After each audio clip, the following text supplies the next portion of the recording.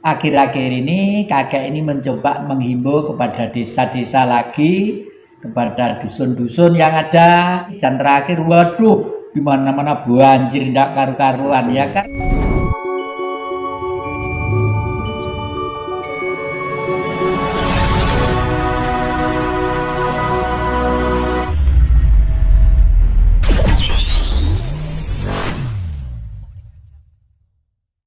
Paham?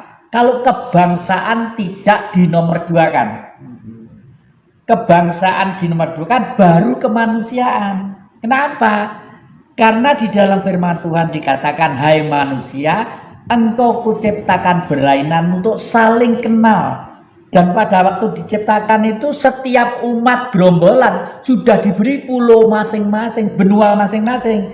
Benua Asia, Afrika, Eropa, daratan Cina, Australia, itu semua sudah dikasih, ya toh, dikasih. Nah, dan kita harus menghargai kondisi itu karena itu kodrat alam sejak jutaan tahun yang lalu harus dipelihara dengan baik. Nah, terus pada waktu tahun 74 barulah Amerika mengatakan desai penguasa di sini karena Amerika punya pamrih, ya. Hei, wong Indonesia, jangan kebangsaan nomor 2, kemanusiaan. Bagaimanapun manusia ini diberi kebebasan, diberi kebebasan sebebas-bebasnya. Kalau manusia tidak diberi kebebasan sebebas-bebasnya, otak itu akan tumpul.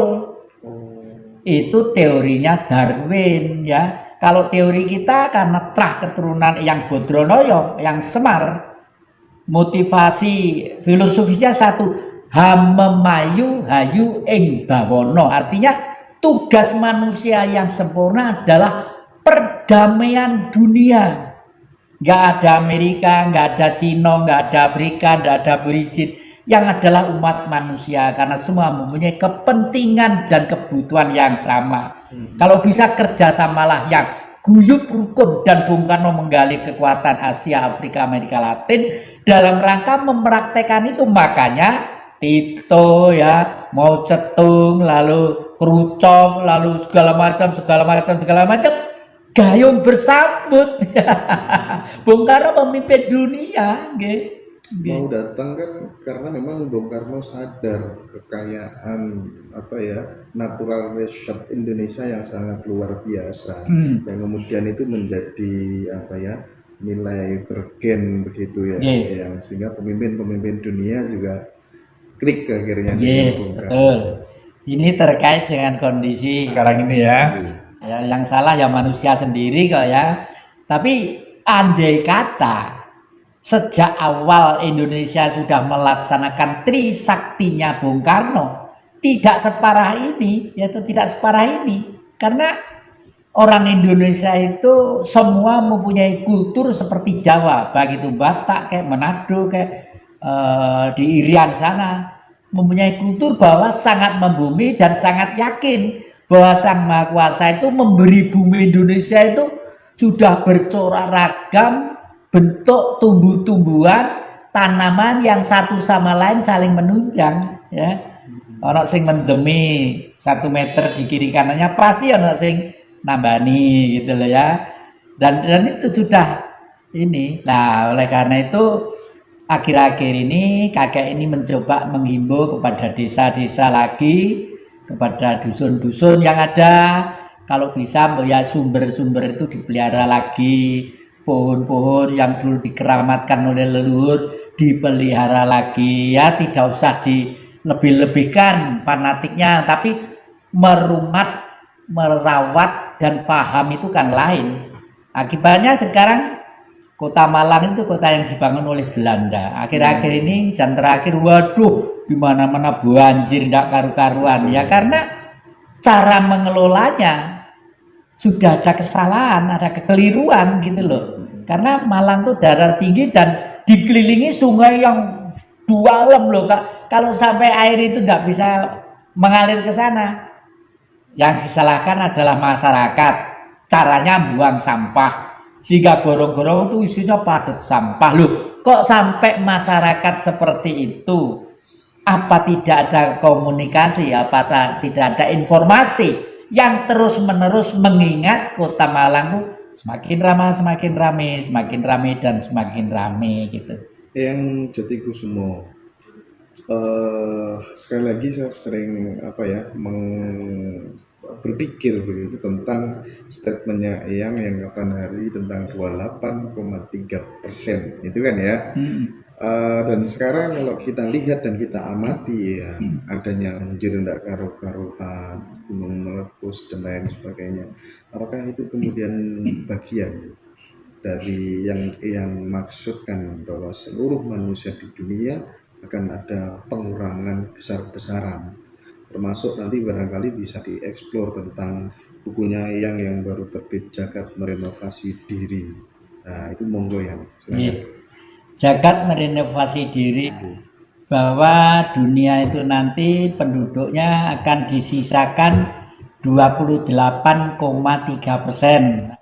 Kenapa kok saya memastikan, kok berani memastikan gitu ya? Karena saya oleh Sang Maha diberi otak untuk berpikir, nah, untuk berpikir. Di otak kita itu ada 11 miliar simpul saraf, 11 miliar simpul saraf, dan setiap simpul saraf melayani 25.000 saraf. Nah, akhir-akhir ini saya semakin lama semakin melihat perilaku manusia yang menggunakan buku-buku untuk ajaran ketuhanan dalam tanda petik, umumnya itu tidak dilaksanakan dengan kejujuran hati, sehingga perilakunya itu betul-betul manusia bertuhan.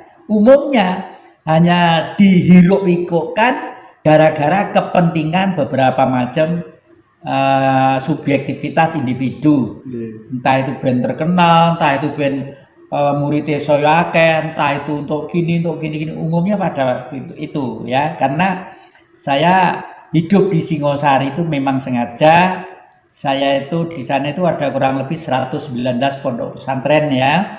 Saya hidup di sana itu pengen nguping telinga saya itu, pengen belajar dari beliau-beliau supaya tahu loh, ternyata yang diajarkan tuh bener loh. Tapi kenapa kok semakin lama manusia semakin gini?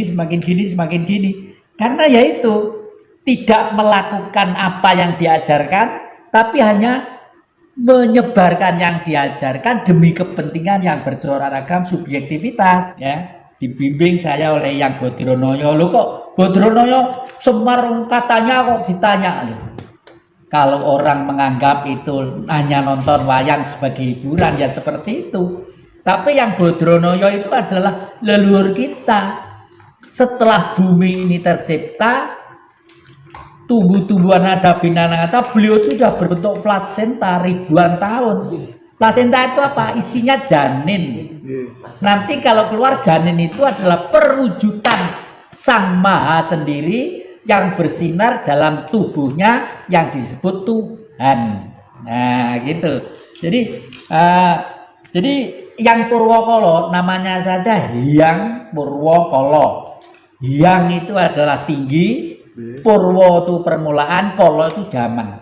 Pada waktu zaman permulaan sebelum Sang Maha Pencipta menciptakan bumi, langit, matahari, bintang-bintang, air, samudra yang sedemikian banyaknya, diciptakanlah Sang Penjaga supaya ekosistem itu berjalan rutinitas sesuai dengan hukum dialektika, yang berjalan secara kontinu. Lah makanya disebut Purwokolo. Lah sekarang saya mengadakan budaya ruatan kepada siapa saja yang mau ya, yang enggak mau enggak masalah, enggak gelem delok juga masalah, tapi saya harus mengutarakan ini supaya dengan visualisasi kira-kira tujuan sekitar 2 jam ini nanti dengan sedikit peralatan yang minim, nanti itu kembali lagi sang gaib termasuk danyang-danyang itu paham dan ngerti kalau manusia itu punya sopan santun dan rasa hormat ya. Karena sebelum dilahirkan manusia, danyang-danyang itu sudah ada lebih dulu ya. Dan tugasnya danyang-danyang adalah menjaga kultur alam yang terus-menerus dijaga karena tugas Danyang-danyang itu sudah ada lebih dulu ya. Dan tugasnya danyang-danyang adalah menjaga kultur alam yang terus-menerus dijaga karena tugas